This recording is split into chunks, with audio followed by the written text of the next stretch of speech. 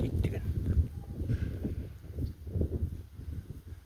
Үйдің қасында жатыр, үйдің қасында.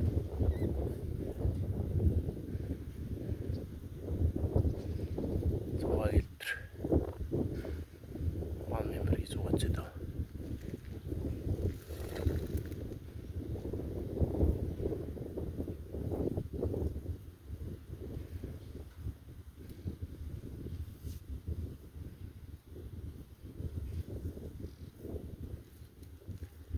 Батыс Қазақстан облысы Казталовка ауданы. Малмен бірге былай осылай киіктеген. Қолға ұстаған киіктер сияқты.